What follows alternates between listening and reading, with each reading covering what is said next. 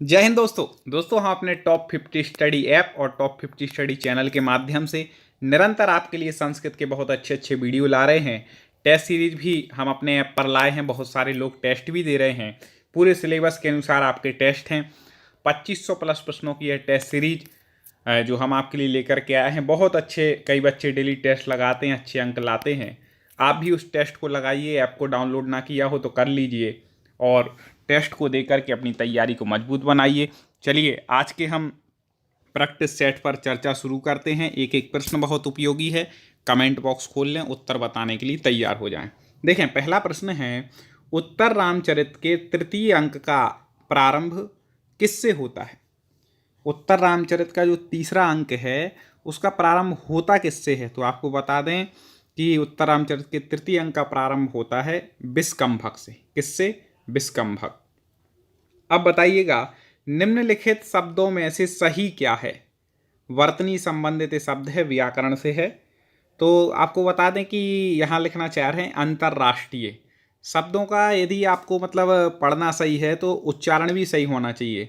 तो आपको बता दें अंतर्राष्ट्रीय में इस प्रकार से आएगा, क्योंकि जो रेफ होती है ना, जिस शब्द पे लगी हो उसके पहले यूज होती है, उस शब्द के पहले।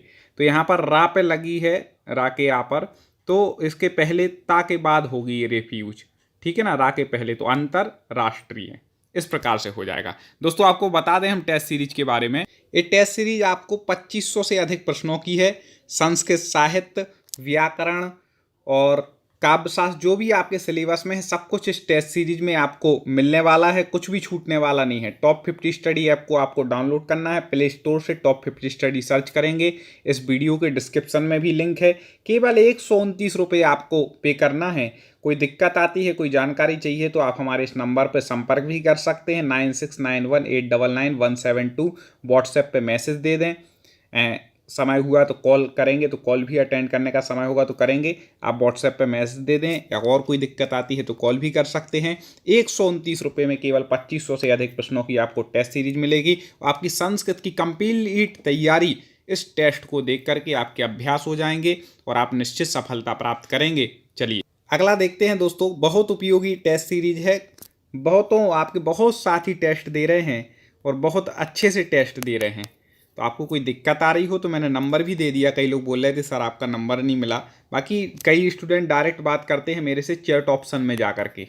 ठीक है, आप ऐप डाउनलोड करें, चैट सेशन में जाएं और हमसे तुरंत आप डायरेक्ट कुछ भी बात कर सकते हैं।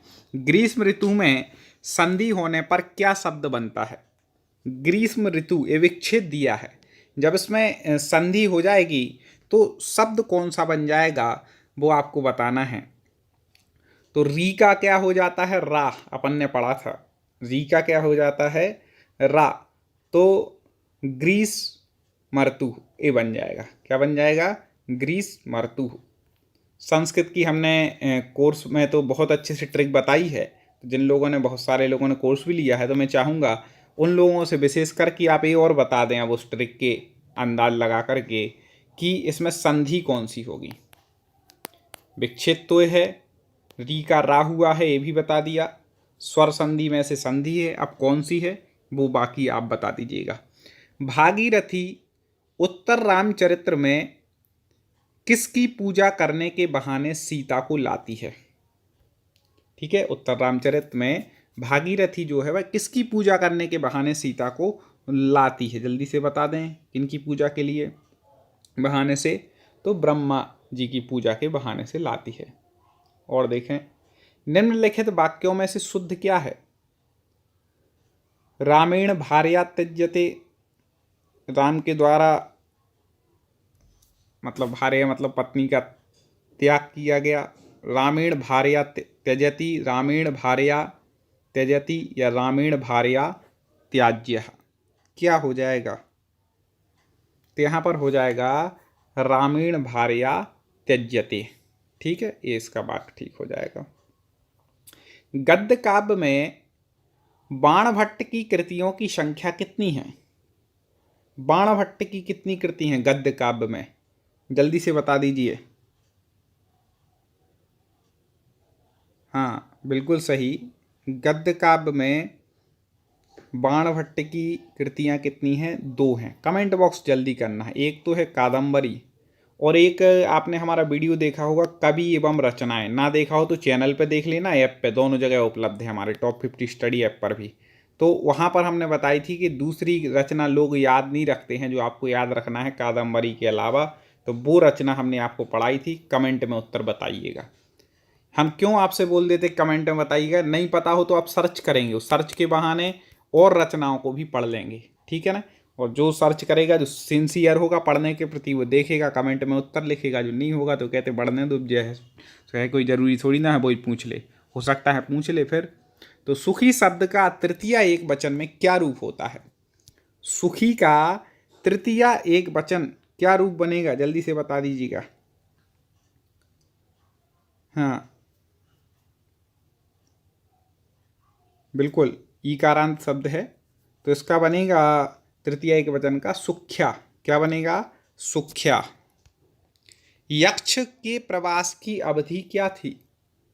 यक्ष के प्रवास की अवधि क्या थी, जल्दी से बता दें। हाँ, 1 वर्ष। अस्मद शब्द का पंचमी एक वचन में क्या रूप होता है? कई बार पूछा गया प्रश्न है, मैंने देखा। अस्मद युष्मद के रूप आप याद कर लीजिएगा, बहुत जरूरी है। अस्मद और युष्मद 2 रूपे जरूर याद कर लेना, ठीक है ना। इनमें से एक आध क्वेश्चन आ ही जाता है। तो आपको बता दें कि अस्मद का जो पंचमी बनता है वह बनता है मत। क्या बनता है? मत। निम्नलिखित में सही शब्द क्या है?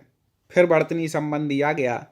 ये देखो, कुछ शब्द बार बार पूछे जाते हैं, जैसे आ गया एक अंतर्राष्ट्रीय आया था, एक आता है आशीर्वाद।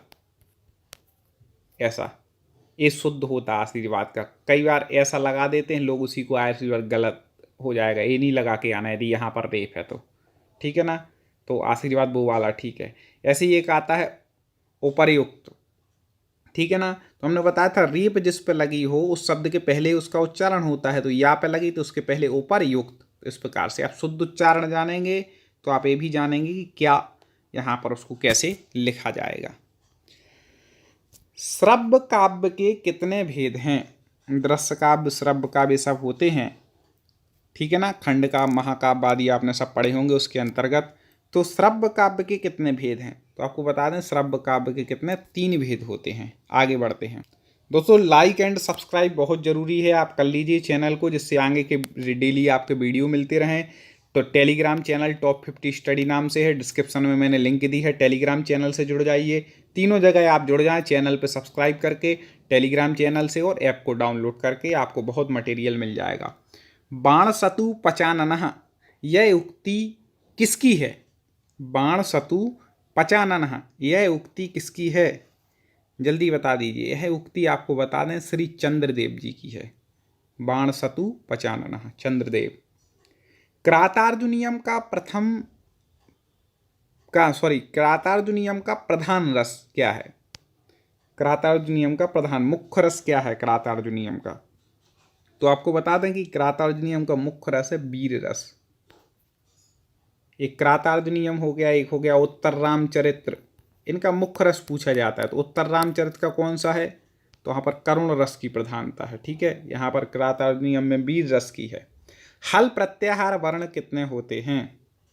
हल प्रत्याहार वर्णों की संख्या जल्दी से बता दें। हाँ, हल प्रत्याहार वर्ण होते हैं, आपको बता दें 34। कितने? 34। गुरु धन आदेशः में संधि होने पर बनता है। गुरु धन आदेशा,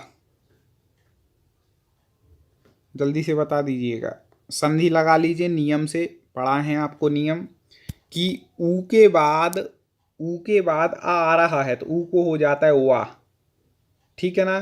तो क्या बन जाएगा? गुरु धन आदेशा का बनेगा गुरुवादेशः, यण संधि, ठीक है ना। गुरुवादेशः यण संधि हो जाएगी। पुल्लिंग सर्व शब्द का प्रथमा विभक्ति बहुवचन में क्या रूप होता है?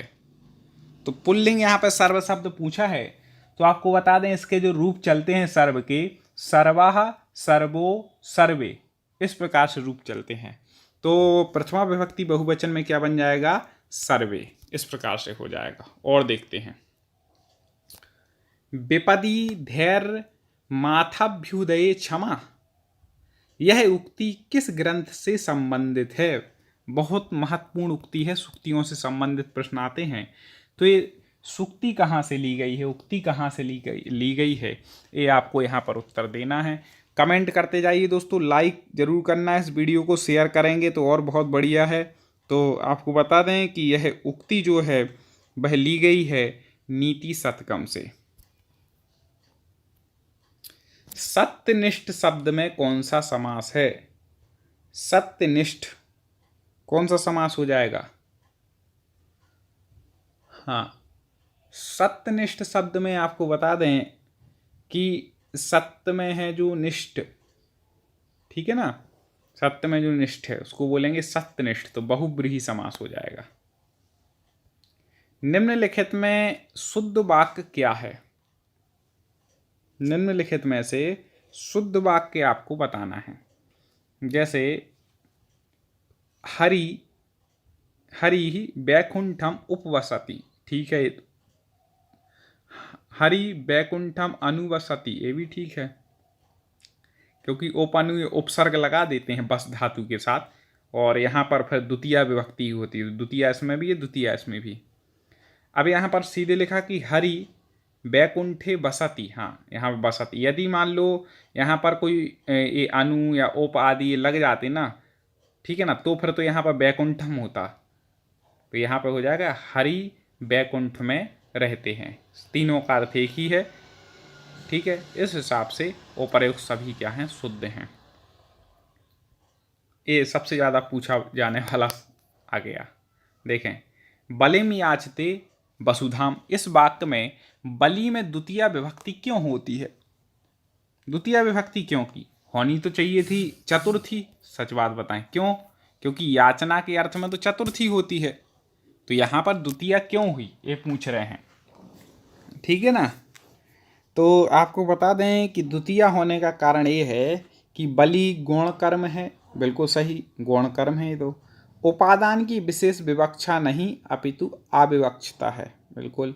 आकथित मेन है, सूत्र से कर्म संज्ञा होती है, इससे कर्म संज्ञा हो गई इसकी, तो सभी इन सभी कारणों के कारण से यहाँ पर हो गई है, ठीक है ना, याचना के अर्थ में भी। आगे, उत्तर रामचरित में आदर्श रूप में सीता किसके साथ पंचवटी में आती है? दोस्तों कई लोग बोलते सर हमें नोटिफिकेशन नहीं मिलता, तो मैंने बोला था आप टेलीग्राम चैनल से जुड़ जाएं टॉप 50 स्टडी के साथ ही चैनल को सब्सक्राइब करने के बाद बेल आइकन को दबा करके ऑल नोटिफिकेशन ऑन करना है, तो आपके पास नोटिफिकेशन आएगा, ठीक है ना, इसलिए नहीं आ पाता होगा।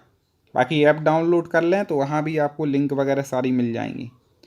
तो यहाँ पर हो जाएगा कि पंचवटी में किसके साथ सीता तमसा के साथ आती है, ठीक है। कौस्तुम मणि में कौन धारण करता है? कौस्तुंभ मणि कौन धारण करता है भैया इस मणि को? जल्दी से बताएं। तो आपको बता दें इस मणि को धारण करते हैं विष्णु भगवान, विष्णु। पितृतुल्य में कौन सा समास है? बहुत अच्छा प्रश्न है, ऐसे ही आएंगे आप, ऐसा नहीं समझना, बिल्कुल सरल सा दे दें। पितृतुल्य में कौन सा समास है? हाँ,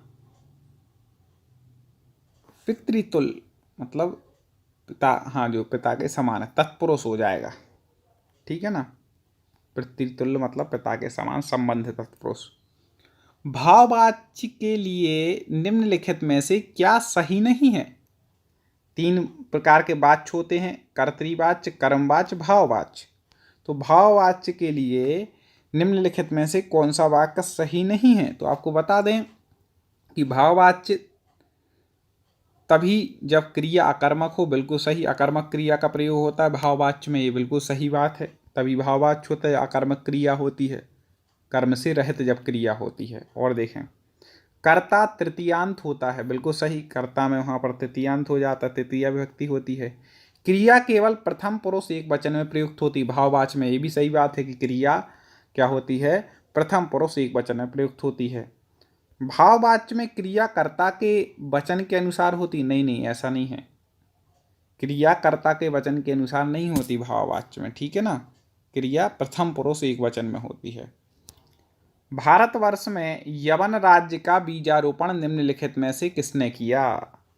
जल्दी से बता दीजिए, यवन राज्य का बीजारोपण किसने किया था भारतवर्ष में?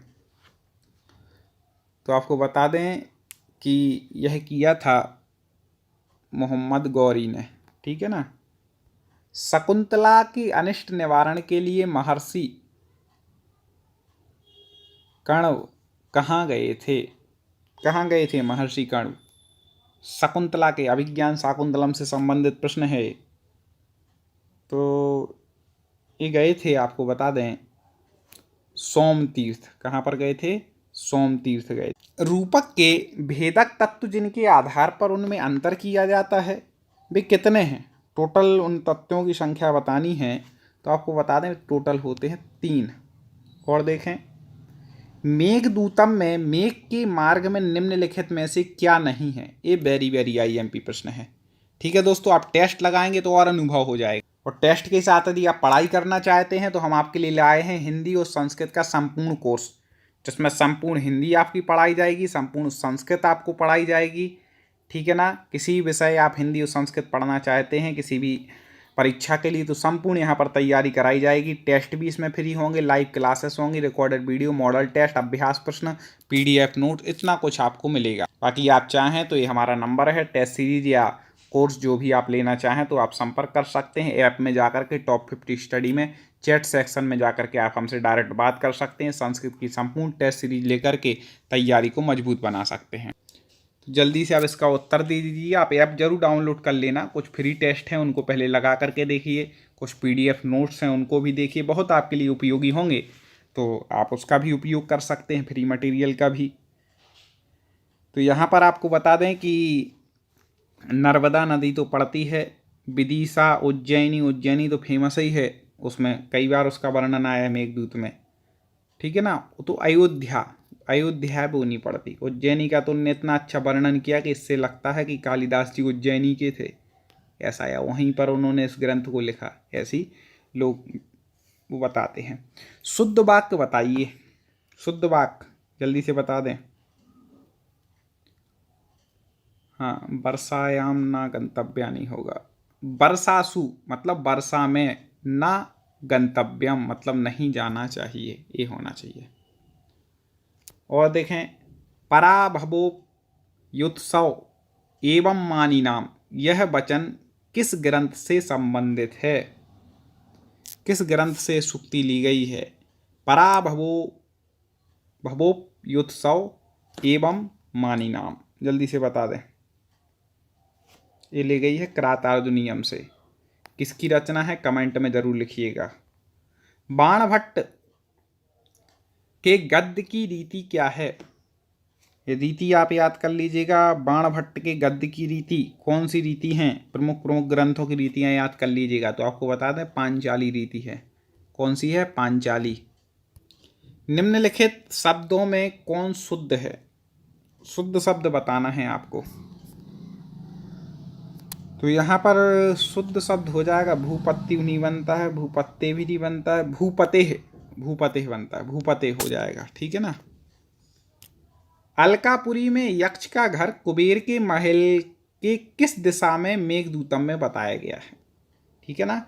मेघदूतम में अलकापुरी, स्वर्ग की नगरी को अलकापुरी कहा, तो उसमें यक्ष का घर कुबेर के महल की किस दिशा में है? ठीक है ना। यक्ष का घर कहाँ पर है? जहाँ पर उसकी पत्नी अभी है, वो नहीं है, बेचारा बिछुड़ गया।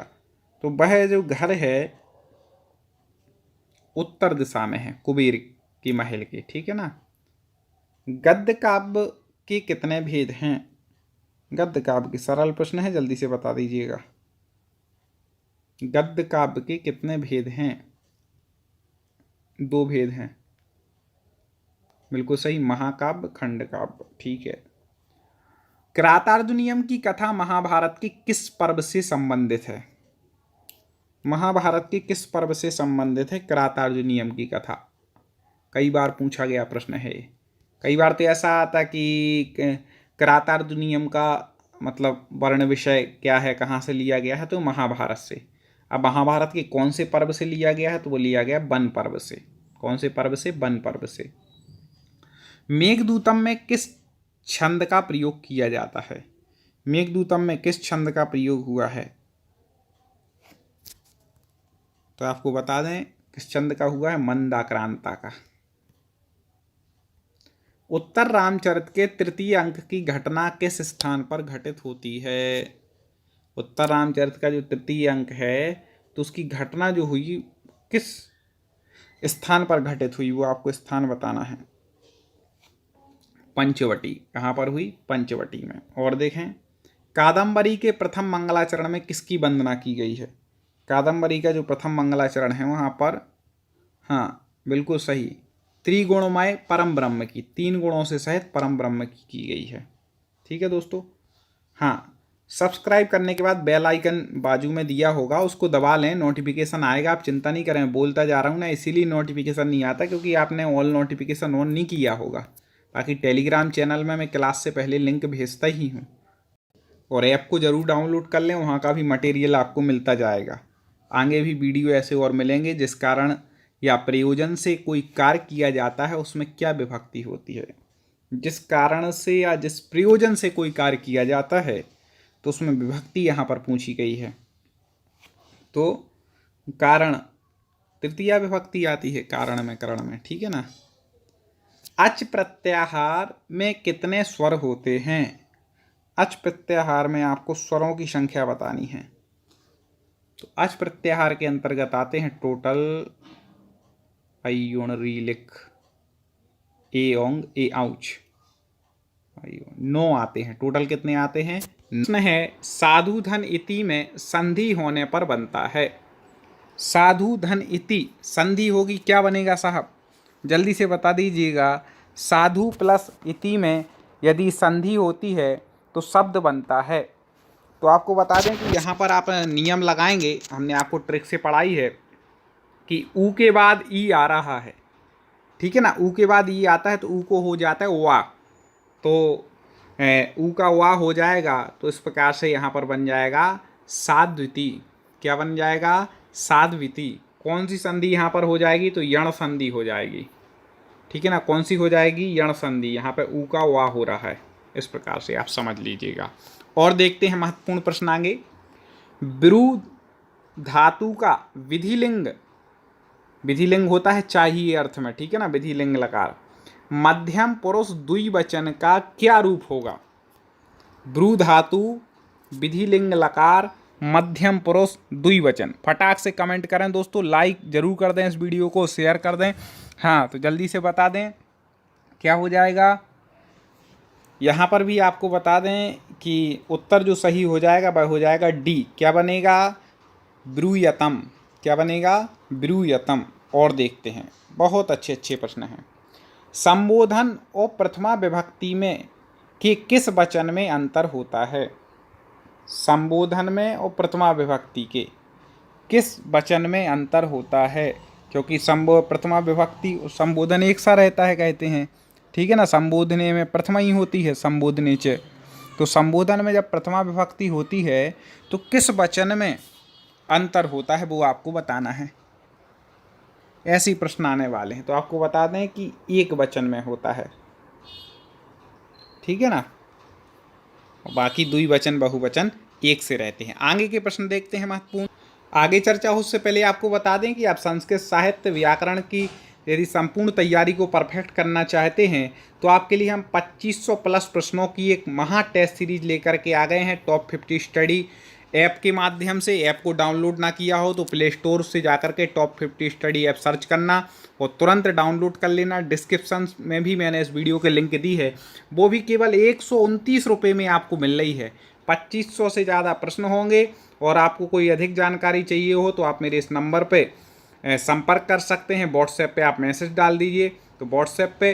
और सबसे अच्छा यदि आपको हमसे डायरेक्ट बात करनी है तो ऐप डाउनलोड करें, वहाँ पर चैट ऑप्शन में जाएं नीचे, वहाँ पर जाकर के आप मेरे से बात कर सकते हैं। इस टेस्ट सीरीज़ के बारे में जानकारी चाहिए हो, बाकी बहुत सारे में इतने टेस्ट सीरीज ले ली है। आप प्ले स्टोर से ऐप डाउनलोड करें, वहाँ पर ऐप में स्टोर में जा करके इस टेस्ट को परचेस कर लें केवल 129 रुपये में और अपनी तैयारी को मजबूत बनाएं। इस बार शिक्षक भर्ती परीक्षा में सिलेक्शन पक्का करें।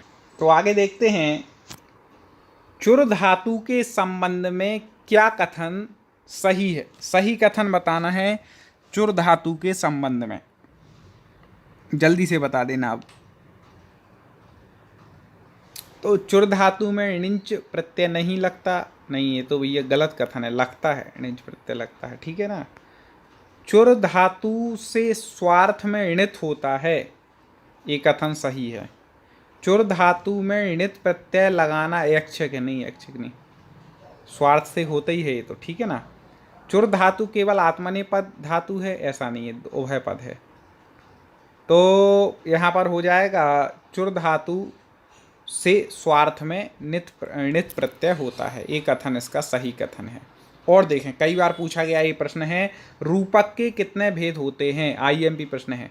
रूपक के जल्दी से भेद बता दीजिए, कंफ्यूज नहीं होना है, फटाक से उत्तर देना है दोस्तों। टेस्ट सीरीज लेकर के यदि आप टेस्ट लगाते रहें हमारे 129 रुपये वाली टॉप 50 स्टडी ऐप वाली, तो निरंतर आपकी तैयारी और पक्की होगी और मजबूत होगी। इस बार आप शिक्षक बन करके निकलेंगे, उभरेंगे, तो बिल्कुल आप तैयारी को मजबूत कीजिएगा। तो रूपक के यहाँ पर भेद पूछे गए हैं, तो आप बिल्कुल सही पहचान रहे हैं कि रूपक के 10 भेद होते हैं, क्योंकि लोग कंफ्यूज हो जाते हैं, नाटक लिख दें तो हो सकता है वो बता दें, रूपक के 10 भेद होते हैं, याद रखिएगा।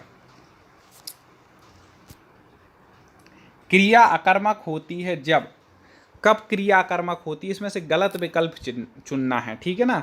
ये क्रिया अकर्मक होती है, उसके विषय में यहाँ पे कथन दिए हैं कब कब होती, तो एक कथन आपका गलत है, वो वाला आपको यहाँ पर चुनना है। तो देखें, जब धातु का अर्थ बदल जाए, हाँ ये तो कथन सही है। जब धातु के अर्थ में कर्म शामिल हो तब भी होती है। जब धातु का कर्म अत्यंत प्रसिद्ध हो तब भी होती है। जब कर्म शब्द में से लिखा ना हो, ये गलत हो जाएगा, ठीक है ना। शब्द से तो लिखा होगा ही कर्म, इसलिए ये हो जाएगा। यथामति शब्द में कौन सा समास है, यथामति शब्द में समास कौन सा हो जाएगा। वीडियो को लाइक कर दें दोस्तों, कमेंट जरूर करें, उत्तर बताने का प्रयास करें, आपको अंदाज़ा होगा कि कहाँ आपको दिक्कत आ रही है, तैयारी में कौन सा चैप्टर अभी क्लियर नहीं है। बिल्कुल सही। देखो, यथा शब्द प्रथम पद जहाँ पर अव्यय होता है, यथा का अर्थ होता है जैसे, ठीक है ना। तो यथा क्या है, एक अव्यय है, तो प्रथम पद जहाँ पर अव्यय होता है वहाँ पर अव्ययी भाव समास होता है। और देखते हैं, कर्म के उक्त होने पर कर्ता में कौन सी विभक्ति होगी, कर्म के उक्त होने पर कर्ता में कौन सी विभक्ति होगी, जल्दी से बता दीजिए। कर्म जब उक्त होगा ना, तो फिर कर्ता में आपको बता दें कि तृतीया विभक्ति होती है। कौन सी विभक्ति होती है, तृतीया होती है, ठीक है, याद रखना। आगे देखते हैं क्या कह रहे हैं। अकारांत पुल्लिंग, अकारांत पुल्लिंग मतलब जिस शब्द के अंत में आ हो उसको कहते हैं अकारांत, और पुल्लिंग शब्द हो। प्रथम शब्द का तृतीया विभक्ति बहुवचन में क्या रूप बनेगा। जैसे आपने राम शब्द के रूप हमने आपको ट्रिक से पढ़ाए हैं, इस चैनल पर भी वीडियो अपलोड है, यूट्यूब चैनल पर, और हमारे ऐप पर भी है, आप कहीं से भी जाकर के देख सकते हैं, ट्रिक के साथ पढ़ाए हैं। तो राम शब्द क्या है, अकारांत पुल्लिंग है दोस्तों। कई बार आप बोलते सर हमें नोटिफिकेशन नहीं आता और क्लास में पढ़नी, मैंने बोला कि आप हमारे टॉप 50 स्टडी चैनल को सब्सक्राइब करके बेल आइकन को दबा करके ऑल नोटिफिकेशन ऑन कर लें। अभी रेड कलर पर सब्सक्राइब दिया है, ना किया हो तो कर लें, जिससे आगे के एक भी वीडियो आपका ना छूटे और आप इसी तरह तैयारी करते रहें। तो यहाँ पर बता दें कि अकारांत पुल्लिंग प्रथम शब्द का, ठीक है ना, तृतीया विभक्ति बहुवचन में रूप बनेगा। प्रथम शब्द के आपको रूप चलाना है, तो यहाँ पर तृतीया विभक्ति में रूप जो बन जाएगा, तो इसका उत्तर हो जाएगा प्रथमहि। क्या बनेगा, प्रथमहि, ठीक है ना, ये रूप बनेगा। जैसे राम ही बनता ना तृतीया बहुवचन में, ऐसे ही यहाँ पर प्रथम ही बन जाएगा, बिल्कुल वैसा ही। एक याद कर लें, सब याद हो जाते हैं। संधि निम्नलिखित में से किसमें अवश्य करनी चाहिए, अवश्य रूप से संधि किसमें करनी चाहिए, जल्दी से बता दीजिएगा। 4 ऑप्शन में से एक सही ऑप्शन है, उसको आपको पहचानना है। एक पद में, हाँ एक पद में होती, धातु एवं उपसर्ग के मध्य में, हाँ समास में भी, तो प्रयुक्त सभी में इसका उत्तर ठीक हो जाएगा। शिवराज विजय के प्रथम विराम में कितने निश्वास हैं? शिवराज विजय के प्रथम विराम में कितने निश्वास हैं? जल्दी से बता दीजिए। हाँ बिल्कुल सही। कितने निश्वास है कुल? कुल हैं 4। लाइक जरूर कर दें, जिसने ना किया हो दोस्तों लाइक जरूर किया करें वीडियो को, इतना काम आप करते जाएं। मेघदूतम में प्रयुक्त छंद के प्रत्येक चरण में कितने अक्षर होते हैं? मेघदूत में जिस छंद का प्रयोग किया गया है तो उसमें के प्रत्येक चरण में कितने अक्षर होते? कौन से छंद का किया गया? ये जब हम प्रैक्टिस सेट पहला लाए थे ना इसका, तब हमने आपको बताया भी था, ये प्रश्न आया था, इसका उत्तर बताया था, इसके बारे में बताया था मेघदूत के बारे में। ठीक है, तो कमेंट में लिखते जाइए यदि आपको याद है तो। देखते हैं कितने मित्रों को याद है। हाँ बिल्कुल सही। कौन कितने हैं?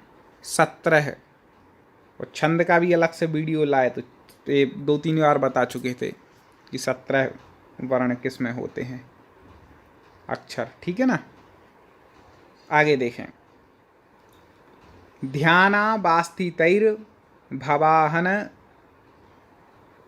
शरण जायते कालवेगः, यह उक्ति किस ग्रंथ से संबंधित है? यह उक्ति किस ग्रंथ से ली गई है? सूक्तियाँ आप याद कर लेना, कुछ प्रमुख ग्रंथों की जो प्रमुख सूक्तियाँ हैं पूछी जाती हैं क्योंकि अक्सर, तो ये ली गई है शिवराज विजय से। ठीक है ना, कहाँ से ली गई है? शिवराज विजय से। शीतोष्णम शब्द में क्या समास है? शीतोष्णम शब्द में आपको समास बताना है। अब उसमें सीधे ही सीधा आपको समझ में आ जाएगा, सरल है ये तो, हर किसी पे बनना चाहिए। ये नहीं बन रहा है तो आपको बड़ी फिर अभी पढ़ने की ज़रूरत है। ठीक है ना, तो शीतोष्णम शब्द में समास शीत, शीतम चे उष्णम चे, द्वंद्व समास है। शीत उष्ण दोनों चीज़ों में द्वंद्व हो रहा है। ठीक है ना, ऐसे। अगला है, जब कोई क्रिया कृदंत रूप से प्रकट की जाती है तो उस क्रिया के कर्ता अथवा कर्म में कौन सी विभक्ति का प्रयोग होता है? जल्दी से बता दीजिए। जब कोई क्रिया कृदंत रूप में प्रयुक्त की जाती है तो उस क्रिया के कर्ता अथवा कर्म में कौन सी विभक्ति होगी? तो वहाँ पर होगी, कृदंत रूप में जब प्रयुक्त की जाएगी तो कर्ता कर्म में षष्ठी विभक्ति होगी, याद रखिएगा। अष्टन शब्द का प्रथमा विभक्ति का क्या रूप बनेगा? अष्टन शब्द है मूल शब्द, इसका प्रथमा विभक्ति का क्या रूप बनेगा? तो प्रथमा विभक्ति के इसके जो रूप चलेंगे हिसाब से रहेगा कि अष्टन का बनेगा अष्टौ। ठीक। अगला प्रश्न है, सुख प्लस रित में संधि होने पर क्या शब्द बनता है? सुख प्लस रित, जल्दी बता दीजिए कौन सा शब्द बनेगा? तो आपको बता दें कि यहाँ पर, हाँ बिल्कुल सही, री का क्या हो जाएगा? हार। ठीक है, सुख धन रित तो क्या बन जाएगा? सुखार्थ। क्या बन जाएगा? सुखार्थ बन जाएगा। बिल्कुल सही। कादम्बरी का उपजीव ग्रंथ है। कई मित्र बहुत अच्छे कमेंट में उत्तर देते हैं, बहुत अच्छी बात है, ऐसी पढ़ें। कादम्बरी का उपजीव ग्रंथ कौन सा है? मैंने आपको बताया था सब ग्रंथ जो प्रमुख आपके सिलेबस में उनके उपजीव ग्रंथ जरूर याद कर लेना कि कहाँ से उनका विषय लिया गया है या उपजीव ग्रंथ कौन सा, ऐसे क्वेश्चन आएंगे। तो आपको बता दें कि कादम्बरी का उपजीव ग्रंथ है बृहत कथा। जैसे अपन ने क्रातार्जुनीयम का पढ़ा था, तो क्रातार्जुनीयम का उपजीव ग्रंथ क्या है? महाभारत के वन पर्व से लिया गया, तो वैसे ही यहाँ पर हो जाएगा। ठीक है ना, बृहत कथा है। भू धातु का लोट लकार मध्यम पुरुष के बहुवचन में क्या रूप बनेगा? भू धातु लोट लकार, लोट लकार होती है आज्ञार्थक में, तो मध्यम पुरुष बहुवचन। ठीक है ना, तो इसके रूप कैसे चलते हैं? इसके रूप चलते हैं भवतु भवताम भवंतु, फिर मध्यम पुरुष में भव भवतम भवत, तो ये भवत बन जाएगा। ठीक है ना, ऐसे लगा लीजिएगा। रूप याद जरूर कर लें, लट लोट लंग और विधि लिंग, इन 5 लकार 4 लकार ये हो गया, एक हो गया लेट, लेट के सरल होते हैं तो इनके भी याद कर लें, 5 लकारों के प्रमुख। वामः कुलस्याधया, यह उक्ति किस ग्रंथ में वर्णित है? ये उक्ति कई बार पूछी गई है। वामः कुलस्याधया किस ग्रंथ में वर्णित उक्ति है? हाँ बिल्कुल सही। कालिदास की सुप्रसिद्ध नाटक अभिज्ञान शाकुंतलम से ली गई है, ठीक है ना। और देखते हैं, अच्छे अच्छे प्रश्न हैं। आगे के प्रश्नों पर चर्चा उससे पहले बता दें कि आप और अच्छी मजबूत तैयारी करना चाहते हो तो टेस्ट सीरीज के अलावा आप हमारा हिंदी और संस्कृत का संपूर्ण कोर्स भी ले सकते हैं, जिसमें आपको पूरी पढ़ाई बड़े सरल तरीके से ट्रिक के साथ हमारे ऐप के माध्यम से कराई जा रही है। दोस्तों इस कोर्स में आपको सब कुछ live classes, recorded video, model test, अभ्यास प्रश्न और PDF नोट्स भी साथ में फ्री दिए जा रहे हैं। केवल 399 रुपये का एक कोर्स है। टेस्ट सीरीज 129 की, आपको जो भी उचित लगे ले सकते हैं और अपनी तैयारी को मजबूत कर सकते हैं। आगे देखते हैं, निम्नलिखित में से कौन सा शब्द शुद्ध है, ठीक है ना। शुद्ध शब्द यहाँ पर आपको बताना है। दोस्तों आप चाहें टेस्ट सीरीज लेनी हो या कोर्स लेना हो, कोई भी आपको दिक्कत आती है तो मैंने नंबर भी दिया है, बाकी आप सीधे ऐप को डाउनलोड करने के बाद चैट सेक्शन में जा कर के मेरे से बात कर सकते हैं। तो आपको बता दें कि यहाँ पर हो जाएगा कुमारया, ये तो ठीक है। कुमारया ये भी ठीक है, कुमारया ये भी ठीक है। इसके रूप चला दो तो ये तीनों ठीक हैं, तो प्रयोग सभी इसके ठीक हो जाएंगे। महाकवि भवभूति की कितनी रचनाएं हैं? बहुत अच्छा प्रश्न है। महाकवि भवभूति जी की रचनाएं कितनी हैं कुल, बताइएगा। बिल्कुल सही, 3 हैं। एक बार जल्दी से आप कमेंट में लिख दीजिए वो कौन कौन सी हैं। बहुत प्रसिद्ध हैं, सरल हैं, तीनों आपने पढ़ी भी हैं, मैं पढ़ा भी चुका हूँ इनके परिचय में। जल्दी से आप बता दीजिएगा कमेंट में तीनों कौन कौन सी रचना हैं। मेघदूतम के प्रारंभ में निम्न में से किस प्रकार का मंगलाचरण किया गया है? मेघदूतम का जब प्रारंभ होता है तो उसके प्रारंभ में मंगलाचरण किस प्रकार का है, जल्दी से बता दीजिए। तो आपको बता दें, आशीर्वचनात्मक नहीं है, नमस्कारात्मक भी नहीं है, वस्तु निर्देशात्मक है। कैसा है? वस्तु निर्देशात्मक मंगलाचरण है। राजा शूद्रक की राजधानी का नाम क्या था? राजा शूद्रक की राजधानी जल्दी से बता दीजिए कौन सी थी। तो राजा शूद्रक की राजधानी थी, आपको बता दें, विदिशा। कौन सी थी? विदिशा। निमित्त शब्द का अर्थ रखने वाले शब्दों का प्रयोग होने पर सर्वनाम शब्द में किस विभक्ति का प्रयोग होता है? जल्दी से बताइए कमेंट में। निमित्त का अर्थ रखने वाले शब्दों के प्रयोग में सर्वनाम में आपको बता दें प्रयोग होती है विभक्ति जो है वह द्वितीया से सप्तमी तक सभी का होता है, ठीक है ना। और देखते हैं आगे अच्छे अच्छे प्रश्न। दोस्तों बस आपसे एक निवेदन है, इस वीडियो को लाइक ज़रूर करें, कमेंट में उत्तर बता करके इस बार पक्का मन बना लें और अपनी तैयारी को मजबूत करके सफलता प्राप्त करनी है। ये लक्ष्य लेकर के आप बिल्कुल दम से पढ़ाई करें, बिल्कुल सफलता मिलेगी, कोई दिक्कत नहीं है। चलिए तो बता दीजिएगा आप 66 नंबर का प्रश्न, सुप प्रत्याहार में कितने प्रत्यय होते हैं? जल्दी से बता दें। तो सुप में टोटल होते हैं, सुप तक जी हाँ 21 हो जाएंगे टोटल प्रत्याहार मिला करके, ठीक है ना। नीति शतकम में राजनीति को कितने स्वरूपों को धारण करने वाला कहा गया है? नीति शतकम जो ग्रंथ है, ठीक है ना, भर्तृहरि जी का, उसमें राजनीति को कितने स्वरूपों को धारण करने वाला कहा गया? राजनीति कितने स्वरूपों को धारण करने वाली कही गई है? बिल्कुल सही उत्तर कुछ बच्चे दे रहे हैं कि 10 स्वरूपों को धारण करने वाला कहा गया। अभिज्ञान शाकुंतलम के चतुर्थ अंक में श्लोकों की संख्या क्या है? अभिज्ञान शाकुंतलम का चतुर्थ अंक है, उसमें श्लोकों की संख्या आपको बतानी है। तो वहाँ पर है 22। इतना डिटेल से जिसने पढ़ा होगा वही सिलेक्शन मारता है, याद रखना। प्रसिद्ध टीकाकार मल्लीनाथ के अनुसार मेघदूतम में कितने पद्य हैं? दोस्तों ऐप जरूर डाउनलोड कर लेना आप, वहाँ पर कुछ फ्री टेस्ट भी मिल जाएंगे और भी मटेरियल मिल जाएगा। आपको उपयोगी लगे तो कुछ परचेस कर सकते हैं, नहीं तो फ्री वाला पढ़ें, लेकिन ऐप डाउनलोड कर लें, आपके लिए उपयोगी होगा।